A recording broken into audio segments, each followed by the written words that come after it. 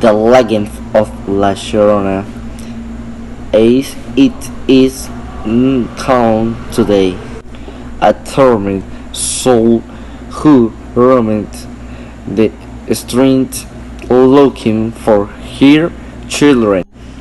It has its origins in mid-16th century in Mexico. Many chronicles of the time told the story of a woman who walked the streets of the city at nightfall, all well dressed in white and wearing a veil covering her face.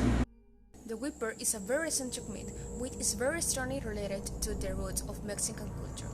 A front of this character are much older, so much so that they are lost in the pre-Hispanic myths and are founded in the various representations of modern goddesses like this. The best example of this is the Xibai, a female spirit that stalks men on the roads of the Yucatan Peninsula and has roots in the pantheon of the Mayan gods. It should be noted that although the character like Xibai have roots in the cosmology of ancient Mesoamerican culture. The conversation 5 Curiosities of La Llorona. Since October 2013, the legend La Llorona is considered cultural heritage. Her name is Maria Luisa. She is 25 years old. They say she was very pretty woman. She presents herself as a being that scares all those who hear her scream or see her wandering the alleys of cities. She wasn't allowed to enter heaven to be reunited with her children, since it was she herself who killed them. If you are unlucky enough to see her, you must run before hearing her third cry. That is the famous "Oh my children," because if you hear it, it will take you. Mexican children have grown up afraid La Llorona.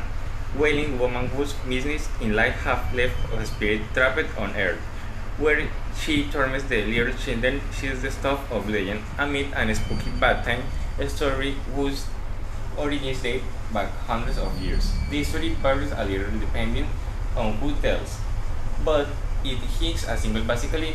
Long ago, a woman named Maria married with a rich man, with whom she eventually had 2 children.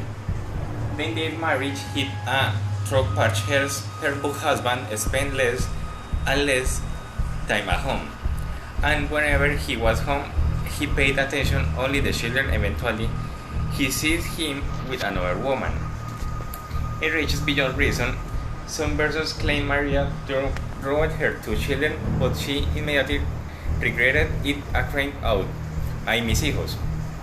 Maria is sometimes said to have drowned herself afterward, but when she arrived at heaven's gates, she has gained entry being back Paraguay earth until she could find her lost children. She now knows as Llorona, which translates to weeping woman. La Llorona is a spectrum of Hispanic American folklore that, according to oral tradition, is the soul in the grave of a woman who drowned her children, and who then repent and curse, seeks them at night through rivers, towns, and cities, frightening with her overwhelming weeping those who see or hear her. Its legend has a great diversity of versions, with generalities and particularities typical of many geographical regions. The legend of La Llorona has become part of collective imagination of Latin America, transcending borders and becoming part of cultural identity. Today, the legend continues to be very popular from Mexico to Chile, as well as at southern states and USA, with the largest Spanish-speaking populations such as Arizona, Texas, and New Mexico.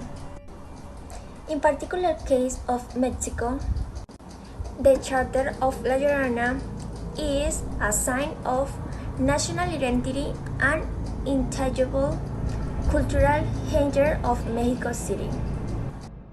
The message of the legend are very clear: disobedience to the family, and state disappointment and misfortune, perhaps not in vain in Latin American context, and burden is a sin and impediment and hindrance to projects.